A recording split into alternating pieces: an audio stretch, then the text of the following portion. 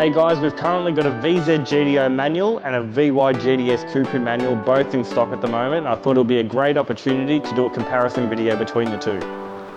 So this comparison is a lot closer than it would normally be for a standard VZ GTO. Reasons being, this one's got a factory sunroof, and an even rarer option is it's got the 6-piston AP racing brakes, which come factory on the GTS. I'd say 90 to 95% of the GTOs out there, they do not have this brake option. So this is a very highly spec'd car. Starting with the exterior, the noticeable differences between the GTS and the GTO when you just see one driving past will be the body kit.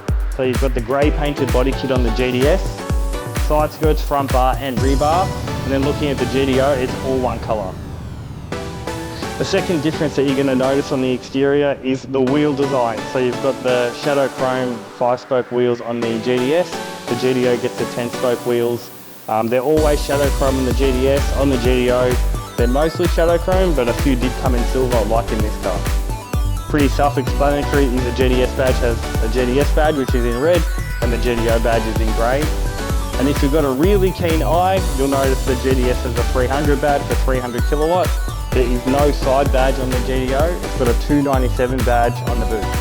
Under the hood, they're completely different. So starting with the VZ, you get the LS2 6-litre engine. Factory puts out 297 kilowatts. It's a high cop motor. It's got 243 heads. The 5.7s used to have 241, so they're better flowing. And honestly, it's a great motor, great for modification. Then the GTS gets the C4B LS1. So this motor is known to have some valve train issues, usually chewing cam lobes, lifters, all that sort of stuff. So the majority of these cars have had a cam upgrade, which is a good thing, because otherwise they blow the motor. So these motors put out 300 kilowatt, which was a pretty big deal when it was released in the VT Series 2 GTS back in 2000. And the GTS also gets a few fancy bits to dress up the engine bay. So you've got the split engine covers with the 300 logo on the side, and you've got the red billet throttle body. Both of these parts to replace these days, you're paying, I'd say, minimum $1,000 for either of them, but I've seen them going for $2,000 to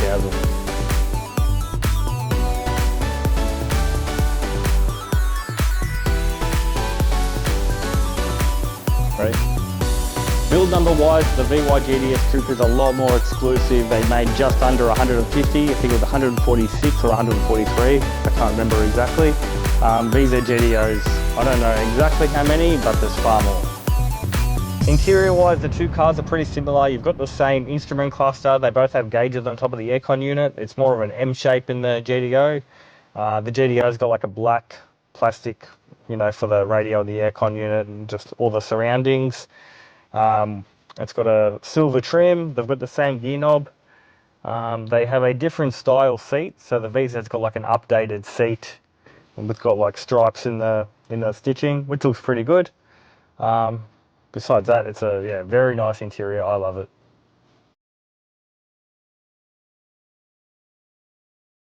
So moving into the GTS, the instrument cluster is the same, like I said, and the gauges. You've got a different gauge pod. It's more rounded in the GTS.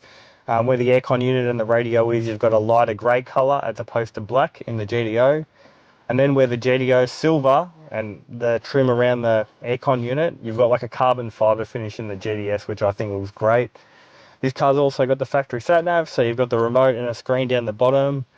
I forgot to mention when sitting in the GTO, but the steering wheels are slightly different. You've got the same airbag, but the GTO is full leather, whereas on the GTS you get the silver caps, which I think looks great. But probably the biggest difference is in the GTS you get the chainmail insert. So this was an option. It only came on GTSs. They don't all have it. I think it looks great. The finish is a lot more premium, in my opinion, in the GTS. So that's my pick.